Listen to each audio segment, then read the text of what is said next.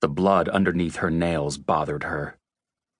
Cheap, stupid, useless gloves, the girl thought in annoyance.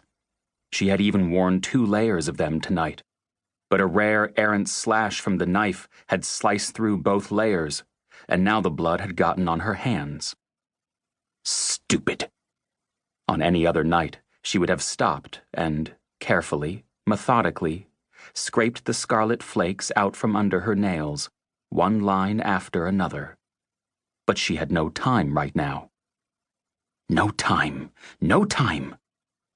Moonlight cut across the floor of the mansion, illuminating part of the man's naked body.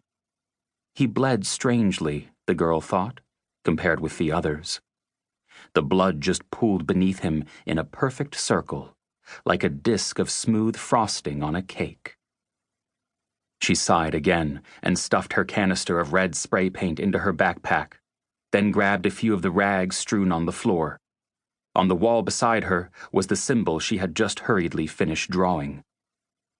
They had mistimed everything tonight, from the unexpected complications of Sir Robert Grant's security system at the entrance of the mansion to the surprise of him seeing them first instead of being sound asleep. They were running late. She hated running late. She hurried around the bedroom chamber, gathering their tools and stuffing them all into her backpack. The moonlight illuminated her features in regular intervals as she moved past the row of windows.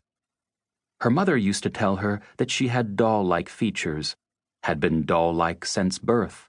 Large, liquid dark eyes, long, long lashes, a slender nose, and a rosebud of a mouth, porcelain skin. Her eyebrows cut straight and soft across her brow, giving her an expression that looked permanently vulnerable.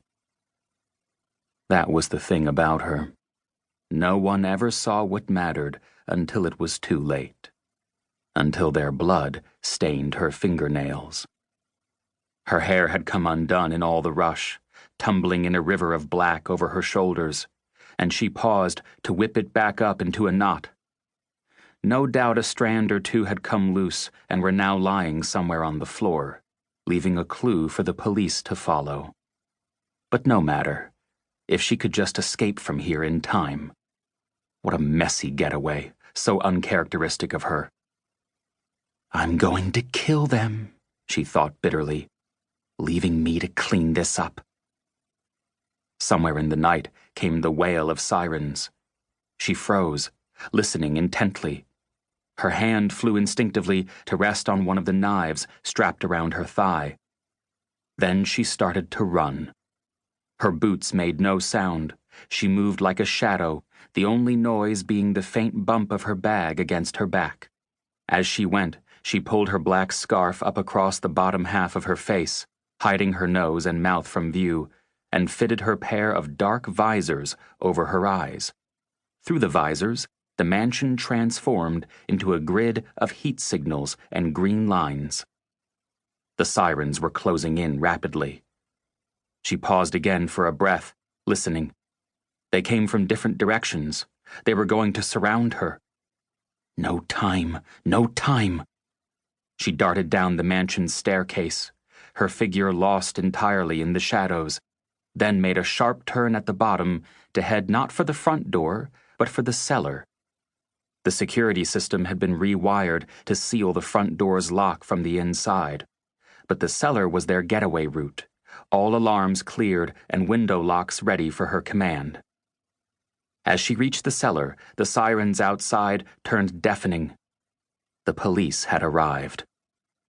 Window A open, she muttered into her mouthpiece. At the other end of the room, the rewired window unlocked with a soft, obedient click.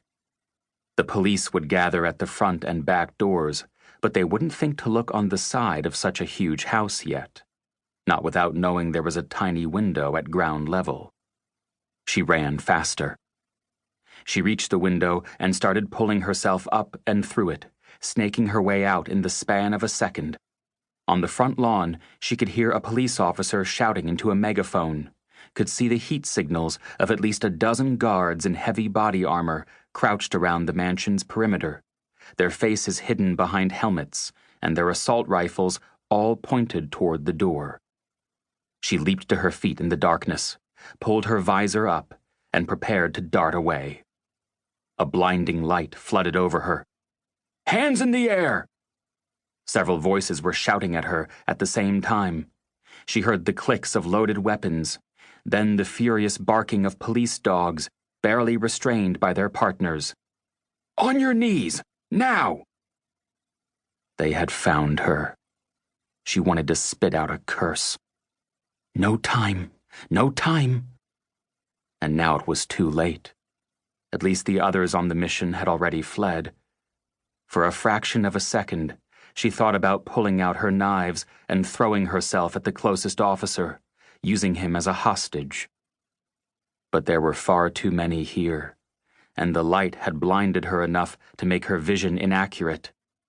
She didn't have the time to make such a move without the police unleashing the dogs, and she had no desire to be mauled to death.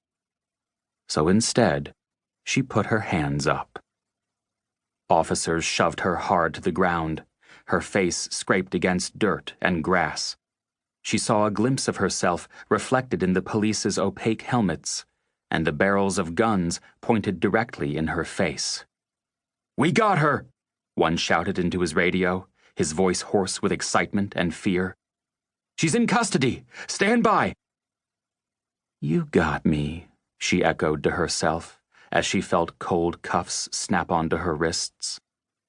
But with her cheek pressed against the ground, she still allowed herself a small, mocking smile behind her scarf. "You got me. For now."